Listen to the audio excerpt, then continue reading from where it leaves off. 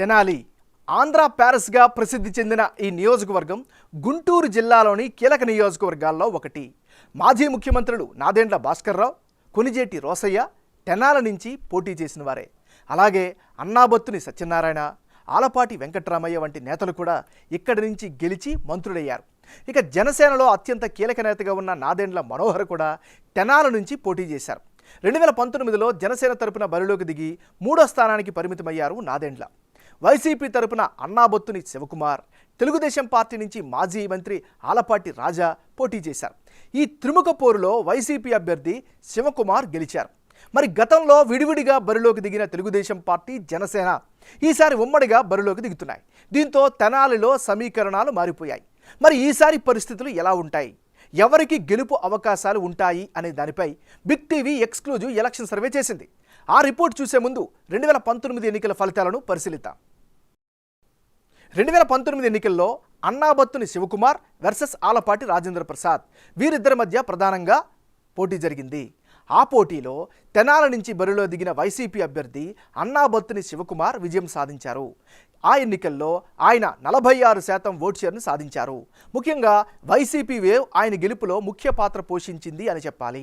ఇక తెలుగుదేశం పార్టీ నుంచి బరిలోకి దిగిన ఆలపాటి రాజేంద్ర ప్రసాద్ 37% ఓట్లను సాధించగలిగారు. 2014లో గెలిచిన పార్టీకి ఉన్న సంప్రదాయ ఓట్లు ఉన్నా ఆయన మరోసారి విజయం సాధించలేకపోయారు. దీనికి ముఖ్య కారణం కాపు సామాజిక ఓట్లు చీలడమే అని చెప్పాలి. జనసేన నుంచి బరిలోకి దిగిన నాదెండ్ల మనోహర్కు 15% ఓట్లు పోలయ్యాయి. ఆయనకు ఉన్న పర్సనల్ ఇమేజ్తో తోడు కాపు సామాజిక వర్గం మొత్తం జనసేన వెంటే నడవడంతో టీడీపీ ఓట్లు దారుణంగా చీలిపోయాయి. దీంతో వైసీపీ విక్టరీ కొట్టింది. అయితే ఈసారి ఎన్నికల్లో టీడీపీ, జనసేన ఉమ్మడిగా బరిలోకి దిగుతున్నాయి.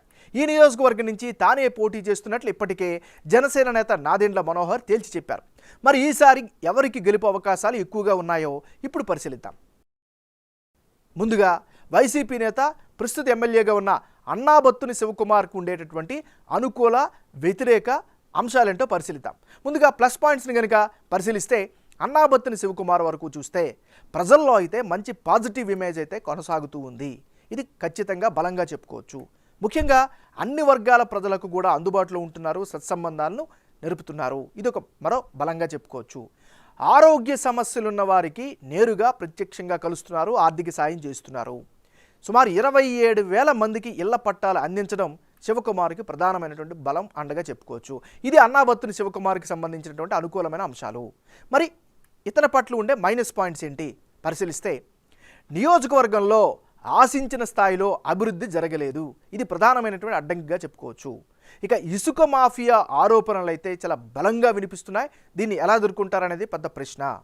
ప్రశ్నించిన వారిని ఆయన అనుచరులు బెదిరిస్తున్నారు అనేటటువంటి ఆరోపణలు బలంగా వినిపిస్తున్నాయి. మరో ముఖ్యంగా పార్టీ పరంగా చూస్తే కేడర్లోని ఓ వర్గంలో చాలా అసంతృప్తి అయితే కనిపిస్తోంది. ప్రముఖంగా సొంత వర్గానికే కాంట్రాక్టులు దక్కుతున్నాయి అనేటటువంటి ఆరోపణలు, అపవాదు ఈయన పట్ల బలంగా వినిపిస్తుంది. ఇది ఈయనకి సంబంధించినటువంటి ప్లస్లు, మైనస్లు. తెలుగుదేశం పార్టీకి చెందినటువంటి నాయకుడు ఆలపాటి రాజేంద్ర ప్రసాద్. మరి రాజేంద్ర ప్రసాద్కి అనుకూలమైనటువంటి అంశాలు ఏమిటి ఒకసారి కనుక పరిశీలిస్తే, ఇతని హయాంలో అంటే ఆలపాటి హయాంలో నియోజకవర్గంలో అభివృద్ధి అయితే బలంగా జరిగింది. దాన్ని ప్రధానంగా ప్రశంసించే పరిస్థితి ఉంది. ఇక ప్రజల్లో అయితే ఈయన పట్ల వ్యక్తిగతంగా పాజిటివ్ ఇమేజ్ అయితే కనిపిస్తుంది. టికెట్ ఎవరికి దక్కినా సపోర్టు చేస్తాను అనేటటువంటి ప్రకటన కూడా పాజిటివ్ ఫ్యాక్టర్ను సృష్టిస్తోంది. ఇది ఆలపాటి రాజేంద్ర ప్రసాద్కు ఉండేటటువంటి ప్లస్లు. మరి ఈయనకి సంబంధించిన మైనస్ పాయింట్స్ ఏంటి? పొత్తులో భాగంగా టికెట్ దక్కే అవకాశం లేకపోవడమే ప్రధానమైనటువంటి అడ్డంకిగా చెప్పుకోవచ్చు. ఎందుకంటే తెనాలి నుంచి పోటీ చేస్తానని జనసేన కీలక నాయకుడు నాదెండ్ల మనోహర్ ప్రకటించారు. ఇది ఈయనకి సంబంధించినటువంటి ప్లస్లు, మైనస్లు. జనసేన పార్టీకి చెందినటువంటి నాయకుడు నాదెండ్ల మనోహర్. నాదెండ్ల మనోహర్కి ఉండేటటువంటి అనుకూల అంశాలేమిటి ఒకసారి పరిశీలిస్తే, స్థానికంగా నియోజకవర్గంలో ఇతర పట్ల అయితే చాలా పాజిటివ్ ఇమేజ్ అయితే కనిపిస్తోంది. ముఖ్యంగా 2 సార్లు ఎమ్మెల్యేగా పనిచేసినటువంటి అనుభవం రాజకీయంగా ఖచ్చితంగా అడ్వాంటేజ్ అయ్యే అవకాశం. నియోజకవర్గ స్థాయిలో ఉండేటటువంటి నేతలతో నిత్యం టచ్లో ఉంటున్నారు, నిత్యం సమావేశాలు ఏర్పాటు చేస్తున్నారు. ఇది ఖచ్చితంగా అడ్వాంటేజ్ అవుతుంది. మరీ ముఖ్యంగా పార్టీ క్యాడర్ పూర్తి స్థాయిలో ఇతనికి సహాయ సహకారాలు అందిస్తుంది. మరోవైపు తెలుగుదేశం పార్టీతో పొత్తు ఖచ్చితంగా ఈయనకి అడ్వాంటేజ్ అయ్యే అవకాశం ఉంది. దానికి తోడు పార్టీ పరంగా చీఫ్ పవన్ కళ్యాణ్తో ఉండేటటువంటి వ్యక్తిగత సాన్నిహిత్యం కూడా ఈయనకి ప్రధానమైనటువంటి బలం. ఇక కాపు సామాజిక వర్గం పూర్తిగా సహకరించే పరిస్థితి కనిపిస్తోంది. ఇది నాదెండ్ల మనోహర్కి ఈ నియోజకవర్గంలో ఉండేటటువంటి గ్రౌండ్ రియాలిటీ. ఇక వచ్చే ఎన్నికల్లో తెనాలి బరిలో ఎవరెవరు పోటీలో ఉంటే ఫలితాలు ఏ విధంగా వచ్చే అవకాశం ఉందో పరిశీలిద్దాం. అన్నాబత్తిని శివకుమార్ వర్సెస్ నాదెండ్ల మనోహర్. వీళ్ళిద్దరి మధ్య కనుక పోటీ జరిగితే వైసీపీకి 41%, జనసేన పార్టీకి 54%, ఇతరులకు 5% ఓట్లు దక్కే ఛాన్సెస్ ఉన్నాయి. అంటే ఇప్పటికిప్పుడు తెనాలిలో ఎన్నికలు జరిగి అన్నాబత్తిని శివకుమార్, నాదెండ్ల మనోహర్ బరిలోకి దిగితే జనసేన గెలిచే అవకాశాలు ఉన్నాయని బిగ్ టీవీ సర్వేలో తెలుస్తోంది. నాదెండ్లకు 54% ఓట్లు పడే ఛాన్సెస్ ఉన్నాయి. అదే సమయంలో శివకుమార్కు కేవలం 41% ఓట్లు పడే అవకాశాలున్నాయి. ఇక ఇతరులకు 5% ఓట్లు పడనున్నట్లు సర్వే రిపోర్ట్ చెబుతోంది. నాదెండ్లకు చాలా అంశాలు కలిసి వచ్చే అవకాశం ఉంది.